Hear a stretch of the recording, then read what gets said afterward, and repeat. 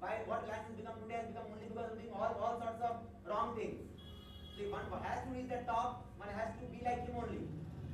Whatever he has done is a separate story. I have great regards for him as a human being, so I don't want to comment on it. But that does not mean that you need to use that process only to achieve where you want to achieve. You can still achieve more than that using the right fundamentals if you have belief in yourself. So my advice to you is that create ethics policies, again based on your organization's strengths and weaknesses, which can be a 5-year program initially. This is a very important aspect, because when the organization is under structural framework, you can actually keep on.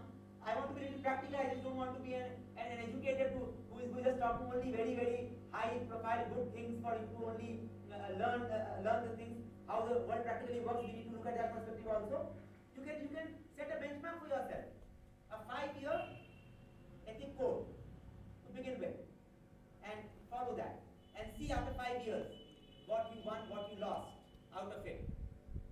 Another 5-year code, and after 10 years have a permanent code, because now that is your complete learning. So have an ethics framework. Similarly, know your strengths and weaknesses. I have already told. I have said devise a strategy to counter both in a profitable way. You need to counter your strategies, your strengths and weaknesses in a profitable way. That is what is, as in every individual is different. You have your own thought process, your own thinking, your own mindset, your own philosophies of life, and only when you devise strategies around them to achieve the goal that you want to, then you will do it. And one more very important fundament to keep in mind there.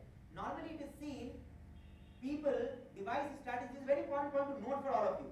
People generally devise strategies based on their weaknesses in such a way so that their weakness actually does not come into play in between. So what happens? It becomes an unrealistic strategy. They are not able to get results out of that strategy, and ultimately they have to change the strategy, and making a strategy, the whole purpose behind making the strategy is lost.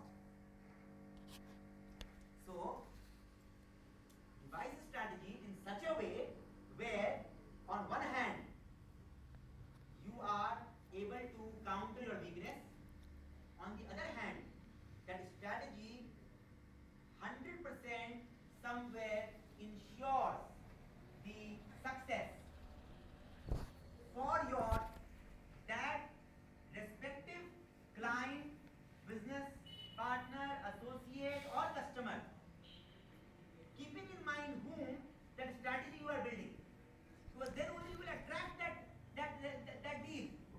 Only if your strategy is centric, focused at your comfort zone, where your strategy is countering your weakness and your comfort zone is addressed, you are not going to get your customer, your client,